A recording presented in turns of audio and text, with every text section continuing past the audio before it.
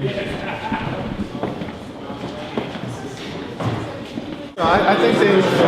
think things went reasonably well. The judge seemed open and prepared, and hopefully he will be willing to stand up for the rule of law and do justice on behalf of the 1.1 million school children in the city of New York and overturn the decision of Commissioner Steiner, which clearly was in violation of the law. Thanks a lot. Thank you.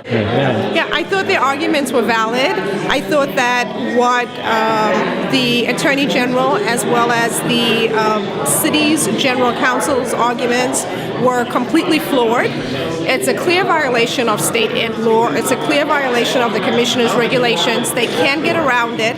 And I'm very hopeful. I'm very hopeful. And this is the beginning. This is the beginning of more and more parents standing up and fighting.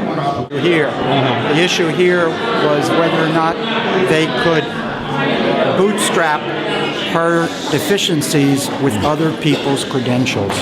And our position, there's nothing in the statute of regulations that allows for that. And I think if he agrees with us, we prevail. And that's why I hone in on that over and over again. And the changes from 2007, there are changes, but it doesn't change the magic word substantial equivalent or the waiver language. So how they evaluated Bobby Wagner in '83, that's the same analysis that has to occur for Black. Since they denied Wagner and granted her, that's arbitrary and capricious. Let me get a little... I think the statute is clear that the master's degree is required. I think it's somewhat ironic that the state would argue that New York is so unique that the chancellor should have less of an education than the teachers they oversee. Comment from you? Well, I'm glad to be on the side that was most prepared, had the most persuasive arguments, and of course, right and justice on our side.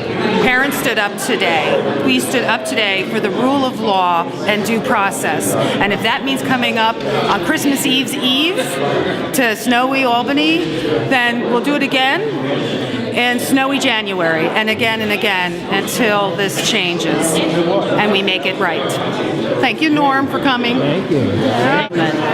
Any instincts on the judge's questioning, or you thought he looked neutral?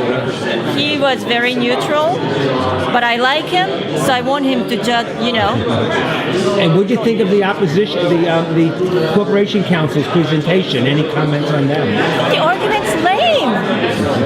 If the city's so special, then the legislature would have created a special clause for the chancellorship of the city. That's right. That's not the intent of the law. That's right. And There's an entire section of the law that is dedicated to New York City as an exception, and none of it is in the part about the waiver. That's right. You mentioned the 32 superintendents. A lot of people laughed at that point. Oh yeah, they'd be stripped of all authority. What are they going to do? They don't set policies.